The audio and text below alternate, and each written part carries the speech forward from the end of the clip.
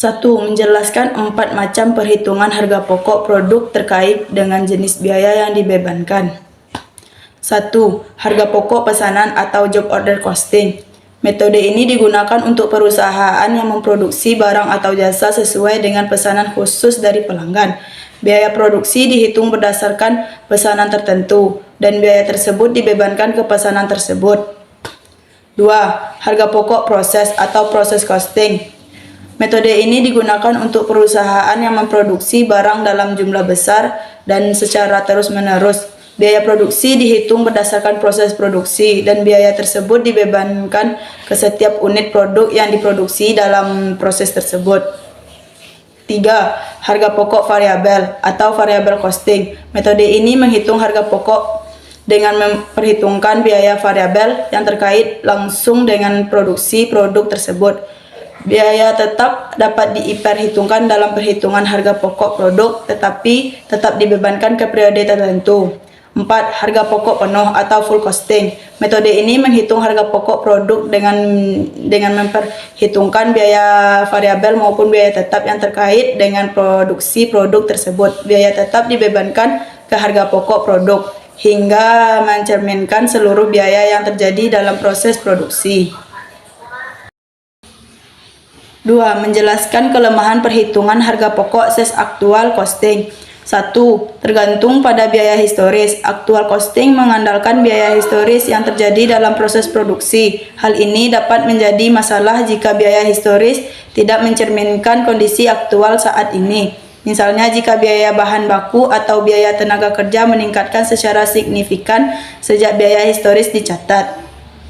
2. Tidak mempertimbangkan perubahan harga. Aktual costing tidak mempertimbangkan fluktuasi harga bahan baku atau biaya lainnya. Jika harga bahan baku naik atau turun secara signifikan, aktual costing mungkin tidak mencerminkan biaya aktual yang terjadi saat ini. 3. Tidak memperhitungkan perubahan dalam efisien produksi. Aktual costing tidak memperhitungkan perubahan dalam efisien produksi. Jika proses produksi menjadi lebih efisien dari waktu ke waktu, aktual costing mungkin tidak mencerminkan biaya aktual yang terjadi saat ini.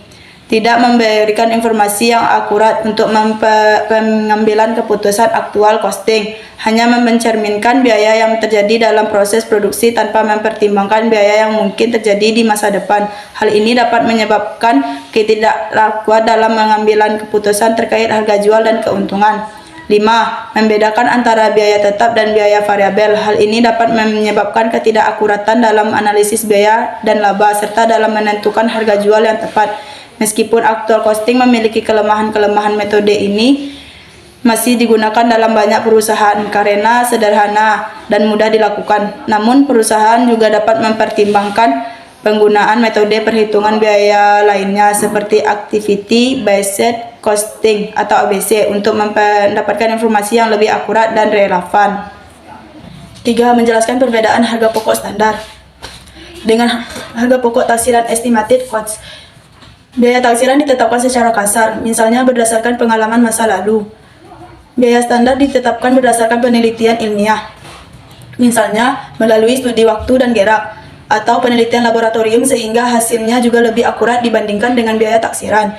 Harga pokok standar adalah perkiraan biaya yang diharapkan untuk menghasilkan satu unit produk atau barang pada tingkat efisien tertentu. 2. Harga pokok standar berdasarkan pada analisis rinci biaya bahan baku, tenaga kerja, dan overhead pabrik yang diperlukan untuk memproduksi satu unit produk.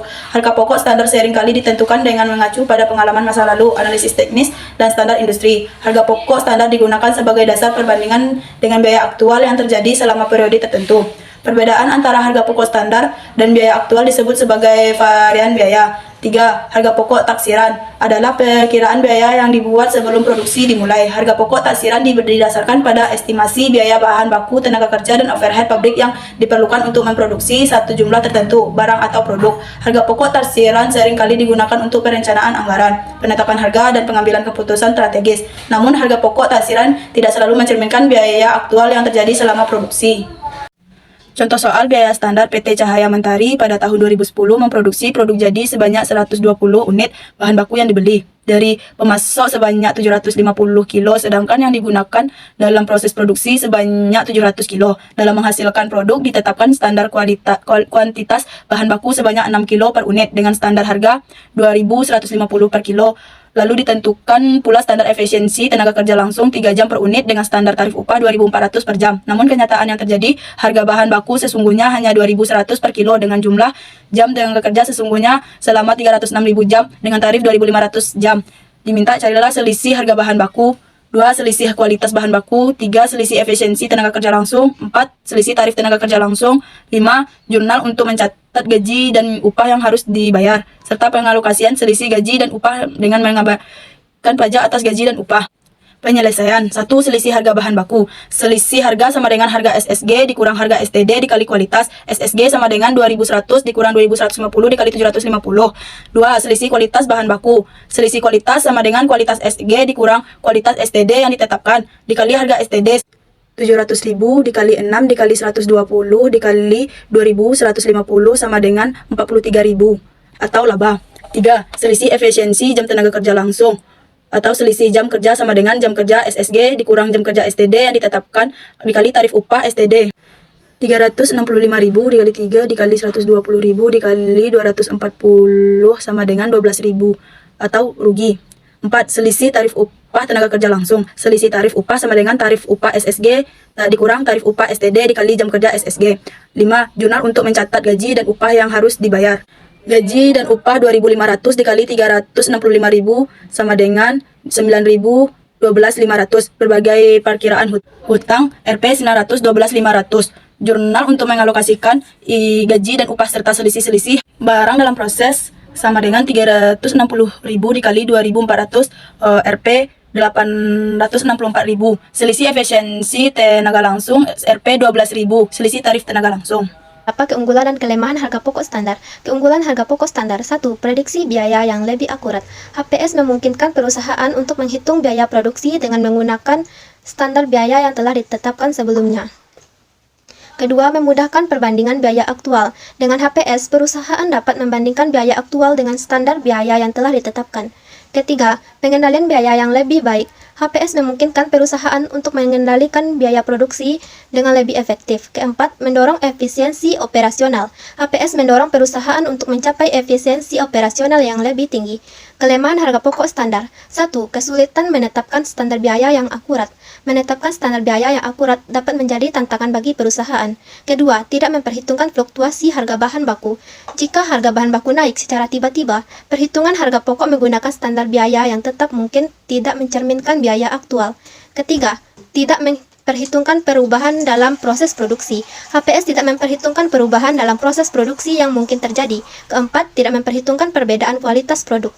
Jika terdapat variasi dalam kualitas produk yang dihasilkan, perhitungan harga pokok menggunakan standar biaya yang sama untuk semua produk mungkin tidak akurat. 5. Mendefinisikan harga pokok standar. Harga pokok standar adalah harga pokok yang ditentukan di muka sebelum proses produksi berjalan dan merupakan harga pokok yang seharusnya untuk membuat suatu produk tertentu. Berdasarkan kondisi-kondisi efisiensi ekonomi yang tertentu, beberapa definisi harga pokok standar menurut para ahli. 1. Menurut Carter Institute of Management Accountant atau CIMA, harga pokok standar adalah perkiraan biaya yang diharapkan untuk menghasilkan satu unit produk atau layanan berdasarkan tingkat efisiensi dan penggunaan sumber daya yang optimal. Kedua, menurut Institute of Cost and Management Accountant atau ICMA, harga pokok standar adalah perkiraan biaya yang diharapkan untuk menghasilkan satu unit produk atau layanan berdasarkan tingkat efisiensi dan penggunaan sumber daya yang dianggap normal dalam kondisi operasional yang normal. Menjelaskan hubungan harga pokok standar dengan anggaran. Harga pokok standar dapat digunakan sebagai dasar penyusunan anggaran. Harga pokok standar dinyatakan dalam satuan, sedangkan anggaran dalam total. Harga pokok standar dan anggaran saling terkait dalam proses perencanaan dan pengendalian biaya produksi perusahaan. Harga pokok standar digunakan sebagai dasar untuk menyusun anggaran produksi, sementara anggaran digunakan untuk mengendalikan dan memantau biaya aktual selama pelaksanaan anggaran.